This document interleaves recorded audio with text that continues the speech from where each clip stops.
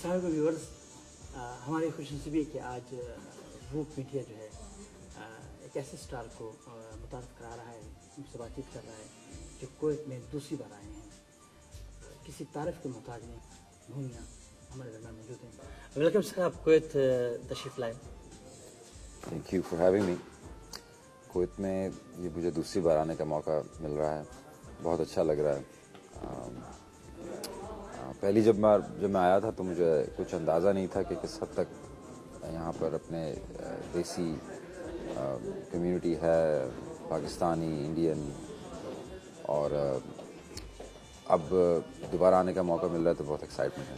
जब आप पहली बार आए थे तो उस वक्त आपकी क्या फीलिंग थी, यानी लोगों का रिस्पांस कैसा मिला कि माशाल्लाह इतना बड़ा स्टार कुवैत में आ गया? स्टार इन्होंने अपने दिल से ही बनाया है। मुझे इन चीज़ों से तो कभी अटैचमेंट नहीं होती, स्टार या सेलिब्रिटी इन नामों से।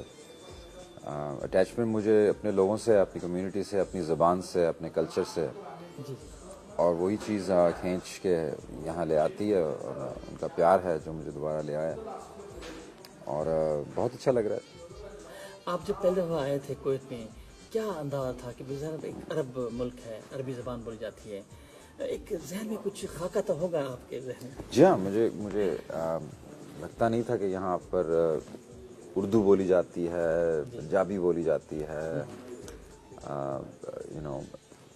बहुत अलग सा एक ख्याल था कि मिडल ईस्टर्न कंट्री है, पता नहीं वहाँ हम जाएंगे हमें कोई समझ भी पाएगा, या रहने वाले जो अपने देसी भी हैं वो भी अब इसी माहौल में हैं, शायद अरबी म्यूज़िक सुनते होंगे। और जी बिल्कुल।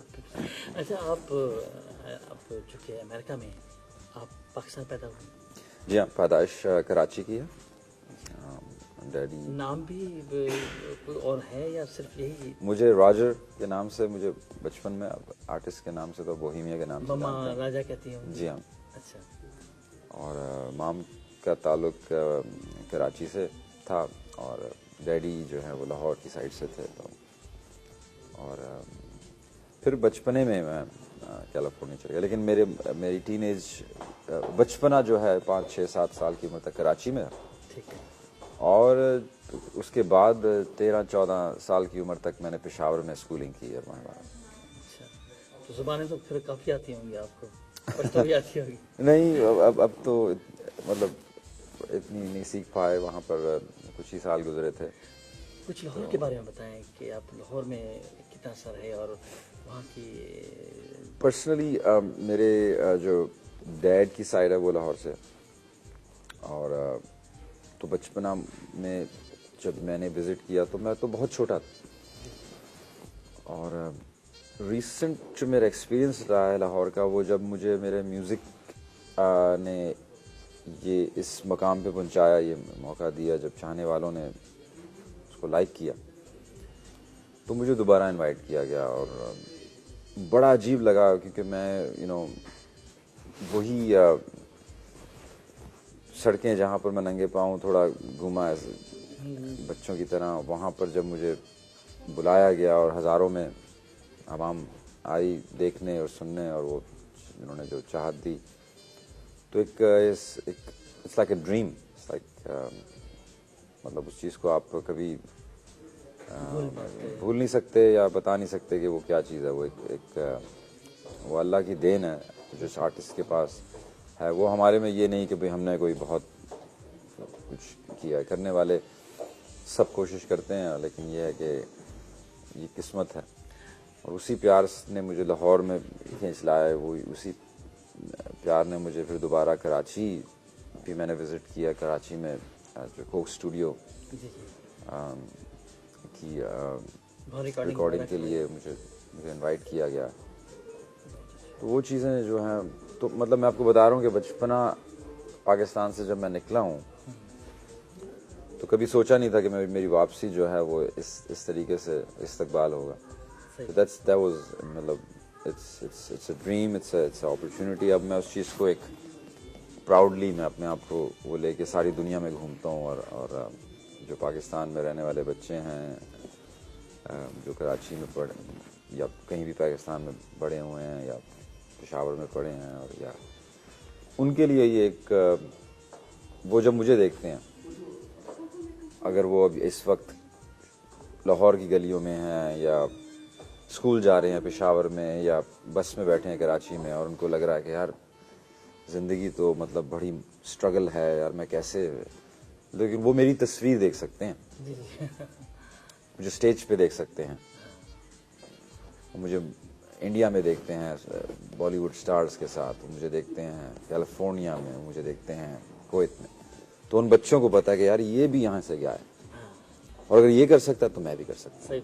तो दैट्स वो मेरा वो चीज़, मैं उस चीज़ में मैं प्राइड, मुझे उस वो चीज़ कभी मेरी बचपने से कभी उस चीज़ से लगाव नहीं था, या स्टार बनना है या रॉक स्टार बनना है या स्टेज पे चढ़ना है, कभी भी मुझे उस चीज़ से लगाव नहीं था। लगाव था मुझे म्यूज़िक से, म्यूज़िक को सीखना है, म्यूज़िक को समझना है जी, शायरी।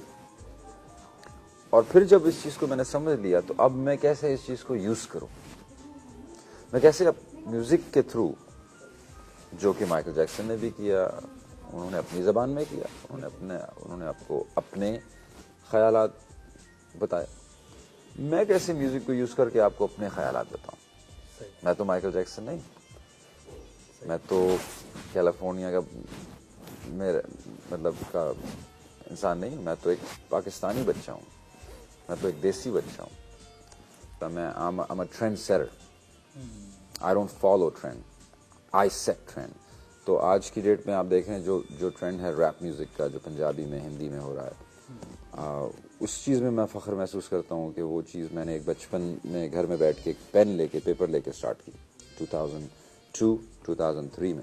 उस वक्त जब मैं गया हिंदुस्तान तो सब मेरा मुंह देख रहे हैं, ये क्या कर रहा है, कैसा म्यूज़िक है, इसको क्या हो गया।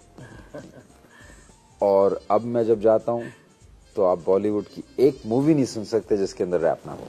तो उस चीज़ में मैं फ़ख्र महसूस करता हूँ कि मैंने, मतलब इस लेवल से नहीं कि मैं कह रहा हूँ कि अरे यार आप मुझे कॉपी कर रहे हो, नहीं, मैं इस लेवल में फ़ख्र महसूस करता हूँ कि मैंने कुछ इंडस्ट्री को दिया है, मैंने एक इंडस्ट्री को नया ट्रेंड दिया है। मतलब पहले वैसा होता था, अब ऐसा होता है। गीत वगैरह जो कुछ भी कुछ मैसेज होते हैं, तो आप क्या सबसे पहले गीत लिखते हैं या शायरी जब करते होंगे तो कोई कंसेप्ट रखते हैं जहन में आप कि ये मेरा लेसन है, ये मेरा मैसेज जाएगा?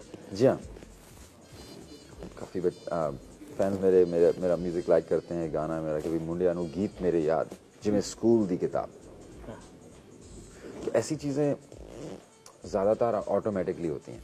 मेरा एक शो था पंजाब में, चंडीगढ़ में, 20,000 बच्चे लोग इकट्ठे हो गए।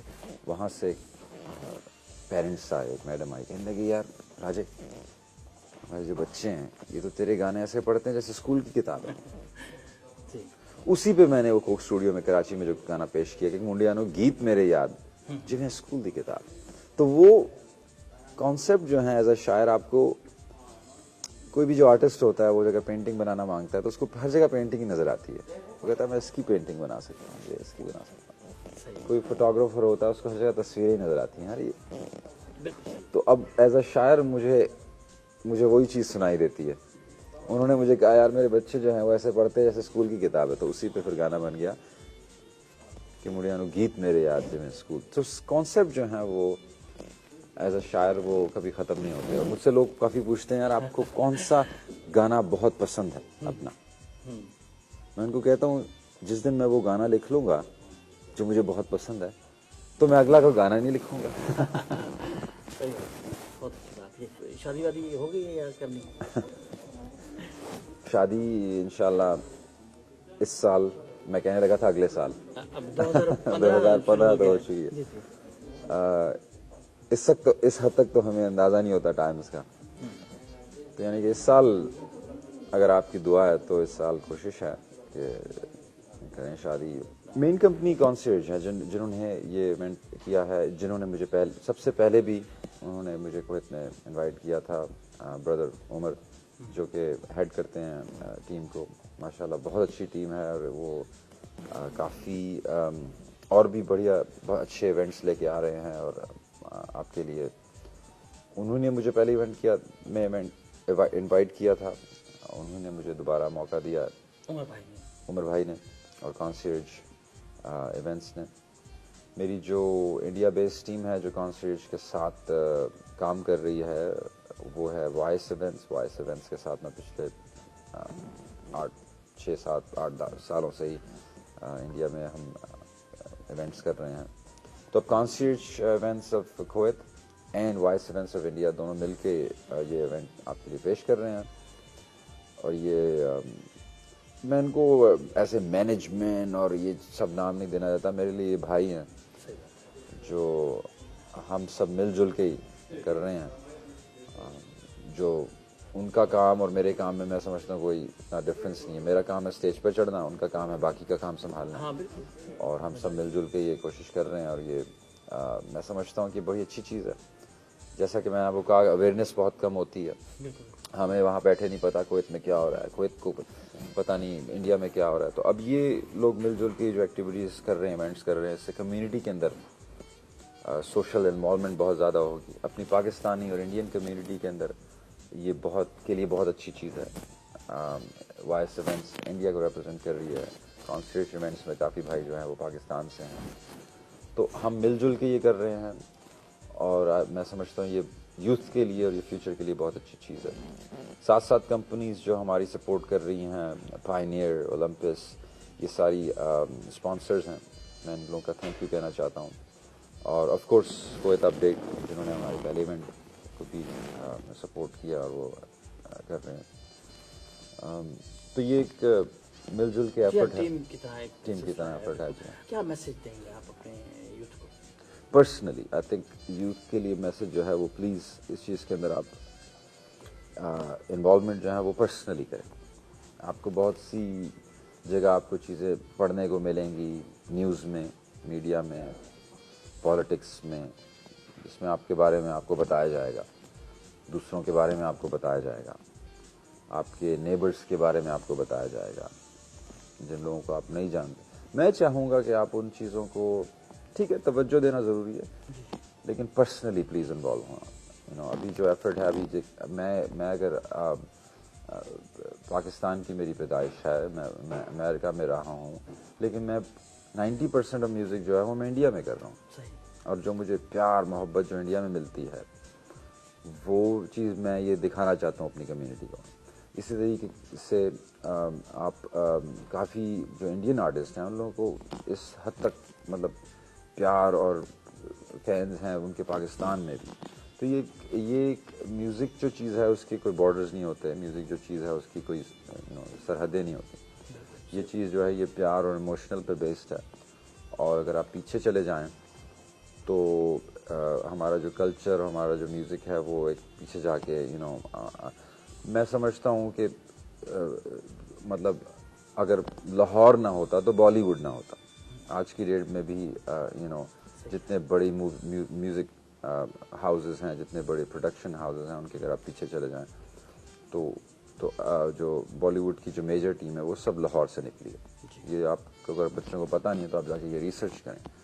आज की डेट में जो बड़े हाउसेस हैं, बड़े एक्टर्स हैं, वो उनका ताल्लुक पेशावर से, लाहौर से है। और इस चीज़ की रिस्पेक्ट और लगाव और इस चीज़ की इतनी ज़्यादा है इंडिया में कि बच्चों को पाकिस्तान में बैठ के पता नहीं है कि वहाँ पर उस चीज़ की अहमियत कितनी है, उर्दू ज़बान की और लाहौर की। इसी तरीके से जब आप पाकिस्तान में आते हैं, विज़िट करते हैं, तो वो चीज़ आप म्यूज़िक में और उन चीज़ में वही चीज़ आप महसूस करते हैं। वहाँ पर हम लोग बॉलीवुड मूवीज़ को अप्रिशिएट करते हैं, इंडियन म्यूज़िक को अप्रिशिएट करते हैं और इवन हम इन्वॉल्व हैं। कितने आर्टिस्ट हैं जो बहुत अच्छा काम कर रहे हैं। अपना लोकल आर्ट, अपने पाकिस्तान बेस्ड आर्टिस्ट हैं फलक शबीर। फलक is doing amazing job in Bollywood right now. मैंने भी उनके साथ रिसेंटली कोलैबोरेट किया। तो ये मैं चाहूँगा यूथ के लिए मैसेज यही है कि आप पर्सनली इन्वॉल्व हों और इस चीज़ को अपनी नज़रों से अगर आप देखें। हाँ, पॉलिटिक्स अलग चीज़ है, वो सब चीज़ें अलग चीज़ें हैं। एज अ यूथ हमारी रिस्पॉन्सिबिलिटी है कि हम पहले पर्सनली उस चीज़ को देखें, ना कि हम सिर्फ जो सुनी सुनाई पड़ी चीज़ें हैं, जो 100 साल पहले आइडियाज़ हैं, उन्हीं पे चलें। क्रिएटिव यानी ये चीज़ें हैं। क्रिएटिव हों और पर्सनली आप अपने अपनी नज़रिए से देखिए, किसी और की सुने नहीं आप, तो आप देखेंगे कि दुनिया जो है वो काफ़ी आगे तक चली गई है और म्यूज़िक जो है उन चीज़ों से ताल्लुक़ नहीं है जो आप समझते हैं। नाज़रीन, बहुत अच्छा लगा आज इनसे गुफ्तगू करके और यकीन तौर पर आपको भी इनका इंटरव्यू जो है वो अच्छा लगेगा, चूँकि इनका दूसरा इवेंट जो है वो 2 जनवरी 2015 को हो रहा है। आप अपने उस इवेंट के बारे में अपने नाज़रीन को कुछ बताएं। It's a typical bohemian event. मैं वही करता हूँ हर जगह, अपना म्यूज़िक पेश करता हूँ, अपने ख़यालात, अपनी शायरी, अपनी compositions. तो I will be celebrating yet another event here in Kuwait. I just want to thank everyone again for the opportunity. Please come out and support me, and I'll see you guys tomorrow. Thank you sir.